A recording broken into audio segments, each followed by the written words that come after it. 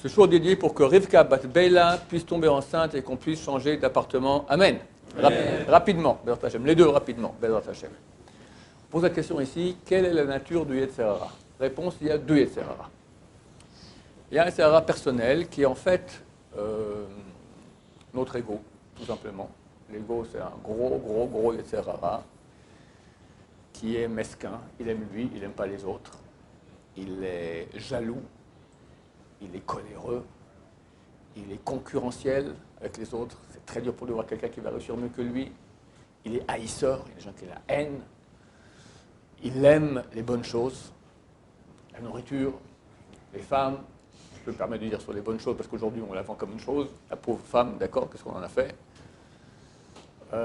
Paresseux, l'amour du lit, d'accord, on pourrait écrire des livres là-dessus, d'accord. Ça c'est l'ego. Et chacun, bien sûr, dans cet ego, il a un ego personnel. Il y en a un qui est plus porté sur la paresse, un qui est plus porté sur le vol, un qui est plus porté sur la concurrence, sur les honneurs, etc. Tout le monde a tout. Mais il y en a qui, quand même, il y a des points plus grands chez les différentes personnes. Et ce Sahara se bat, on se bat contre lui avec du moussard. Le moussard, c'est des livres juifs qui te parlent des mauvais traits de caractère et comment les corriger, et qu'il faut les corriger, c'est important, et comment ils agissent, et qu'est-ce qu'on gagne à les réparer, qu'est-ce qu'on perd à ne pas les réparer. Ça nous donne plus de conscience. Il y a un principe que j'ai cité ici très souvent, le Rabbi de Chabad, le premier, on l'appelle le Graz, d'accord, la grande Rabbi Zalman. Rabbi Zalman Schneur de Liad, on l'appelle le Graz, qui dit que Moach Shalit à la lèvre. Le Moach, l'esprit, il est maître du cœur. Si l'esprit ne donne aucun message au cœur, le cœur fait ce qu'il veut. Et l'ego, il s'éclate. Mais il s'éclate, ça veut dire il éclate tout le monde aussi à côté, d'accord. Et le type, il est invivable. Aujourd'hui, s'il y a tellement de problèmes de couple, ça provient de cela. Parce que c'est un ego contre un ego. Les deux égos ne sont pas travaillés. Ça part en cacahuète, c'est terrible. Ou des fois, il y en a un qui s'écrase et qui est complètement spolié. Et très souvent, c'est la femme qui est gentille. Je peux vous dire, hein, sur le marché, les femmes sont de loin préférables aux hommes. L'ego des femmes, il est beaucoup plus petit que celui des hommes. Beaucoup. Les hommes sont terribles. Terribles. Terribles. D'accord? Par exemple, dans un couple, il y a des problèmes. On dit, ok, est-ce que vous êtes prêt à être aidé? De toute façon, la femme dit oui. L'homme dit, jamais de la vie. Son ego, je ne vais pas me faire aider, moi. Moi, je suis parfait. C'est toi qui as des problèmes. D'accord? Tordu. C'est un tordu de tordu. Combien on a comme ça? C'est très difficile pour l'ego d'accepter de recevoir des conseils de quelqu'un. Voilà, il faut faire comme ça, et raconter sa vie, et reconnaître ses défauts. Extrêmement difficile.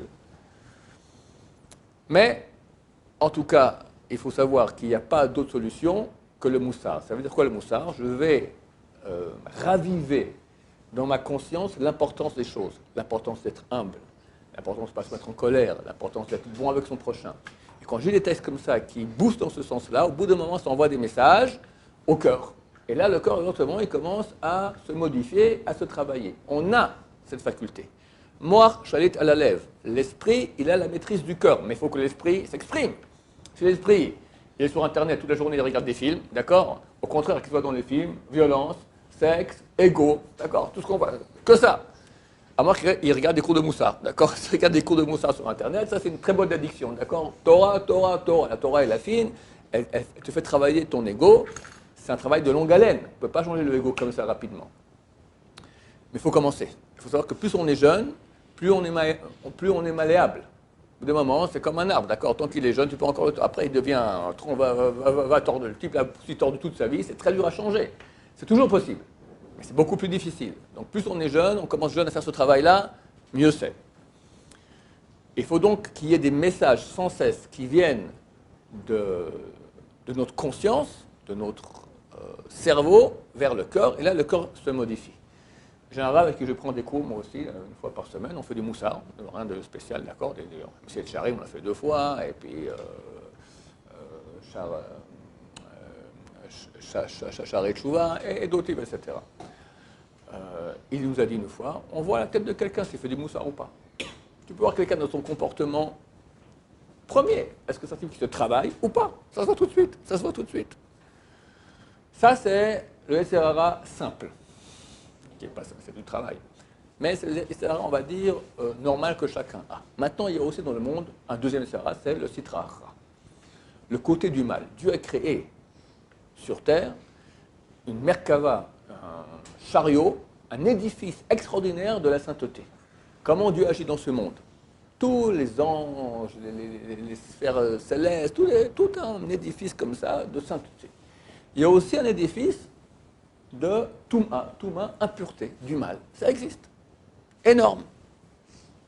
Et ils ont des pouvoirs. Comment Hitler réussit à, en quelques années, changer l'esprit des Allemands et à leur faire ce qu'ils ont fait? C'est pas normal, c'est pas un homme comme... Il a été aidé. Ils sont aidés par des forces titanesques, énormes, de mal. C'est clair. Et là, le moyen d'affaiblir, alors ces forces-là, elles agissent sur nous aussi, de façon personnelle. C'est connu. Il y a Gata Matsata Ta'amin. Si tu as peiné et tu as trouvé, tu peux croire que tu as trouvé. Si tu n'as pas peiné et tu as trouvé, ne crois pas que tu as trouvé. Ça veut dire qu'on ne peut pas arriver à une qualité spirituelle, trouvée, sans qu'on ait fourni un effort. Pourquoi? Parce que tout de suite, dès que tu vas accéder à un niveau spirituel supérieur, faire une mitzvah, te parfaire, automatiquement, les forces du mal, pas notre ego, les forces du mal, je parle spirituel, elles viennent et mettent des résistances, t'empêchent. Regardez à quel point quelqu'un veut venir à Yeshiva comme c'est dur. Pour vous tous, je ne connais pas votre histoire personnelle chacun, mais il n'y a personne qui est venu ici facilement. Tu décides, tu prends une décision, tu hésites avant, après tu prends une décision, puis tu vois qu'il y a des résistances, ou de la famille, ou tout à coup la bonne femme de tes rêves qui vient et qui dit, écoute, peut-être on fait un truc ensemble, voilà, mais tu as jamais joué à la Yeshiva, mais tu as vu un peu ça, ou une fois quelqu'un il a reçu, il venait venir à la Yeshiva, tout coup il a reçu une proposition de travailler à TF1, le truc de rêve, il n'est pas venu à la Yeshiva, et puis après 3 mois ils l'ont foutu dehors, d'accord, c'est le SRA qui vient qui propose des choses extraordinaires, et très souvent aussi des peurs intérieures irrationnelles. Quand c'est irrationnel, c'est le SRA. Je vais raconter comment je suis arrivé à la Yeshiva. J'avais pris une décision de venir à la Yeshiva, terminé, je viens, j'y vais. J'y vais, je commence à monter les marches. Comme ici, il fallait monter au premier étage, les escaliers. Je fais 1 marche, 2 marches, 3 marches. Je sens que c'est dur. J'avais une trouille terrible. Mais quoi? Tu vas avoir des gens religieux, c'est pas grave. J'avais peur. Et du coup, j'entends un cri en yiddish. Alors là, ça m'a achevé. J'ai entendu ça, je me suis arrêté, demi-tour, je suis parti. Je suis allé chez ma grand-mère, à l'époque, dans les Bracha. Je me suis dit, ça va. Il y a 3 mois, j'ai fait la guerre du Liban, il y avait des commandos syriens, des trucs très très dangereux, ça va, t'as tenu le coup. Là, parmi tes frères à Jérusalem, au pire des cas, c'est terrible, c'est l'enfer, tu rentres dedans, tu bouches le nez pendant 10 secondes, tu ressors. On m'a rentré, pas t'arrêter dehors, je repars l'après-midi. Et je m'en tac. Et chaque marche, j'ai pas eu, je vous dis, j'ai pas eu d'épreuve plus dure, 2 épreuves, j'ai eu ça, et quand j'ai mis la kippa sur la tête, d'accord? J'ai pas eu d'épreuve plus dure de ma vie. C'était dur, plus que la guerre, beaucoup plus que la guerre. Je suis là-haut, je vois un type en jeans, souriant, normal, d'accord, j'ai compris. En bas une yeshiva de Hasidim par Yiddish, en haut des gens, bien quoi. Enfin, la façon de voir que j'avais à l'époque. Pour dire donc qu'il y a ici des forces irrationnelles qui veulent t'empêcher. S'ils arrivent à me convaincre de ne pas aller à la Yeshiva, ils ont gagné. Ils ont gagné énormément, d'accord, une vie entière.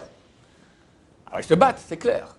Et là, il y a une bataille à faire aussi de l'esprit. C'est-à-dire de prendre maintenant une feuille, regarder rationnellement quel est le pour, quel est le contre. Pourquoi tu veux pas faire cette mitzvah? Et tu verras que tu vas mettre toutes les preuves, et puis c'est clair qu'il faut la faire, il n'y a aucun doute là-dessus. Les arguments que j'ai contre, ils sont nuls. Et bien, Sarah te dit oui, mais. Oui, mais. Le mais, il n'est pas rationnel, parce que sinon tu l'auras déjà mis dans la feuille. Le pauvre René qui a dit oui, tu as raison, mais. Alors, si j'ai raison, pourquoi tu dis mais? Il y a un mais qui n'est pas rationnel. Et lui, c'est ça les Sarah. Mais, qu'est-ce qu'ils vont dire les gens? Mais c'est dur. Mais j'ai peur. Et toutes sortes de mais idiots. Parce que si c'était intelligent, tu aurais mis dans ta feuille avec tout l'argumentaire, pour ou contre. Le mais, il n'est pas rationnel. Tout vient du SRA. Et là, il y a une bataille, et en cela, on a notre Olam Haba. Sur quoi on reçoit le Olam Haba? Quel mérite tu as? Si la vérité est vraie, et tu le sais, fais-la. Ben, c'est facile. Parce que quand je fais la vérité, il y a des résistances. Et quand je vais maintenant me battre contre ces résistances, en cela, je suis courageux, en cela, je reçois tout mon mérite.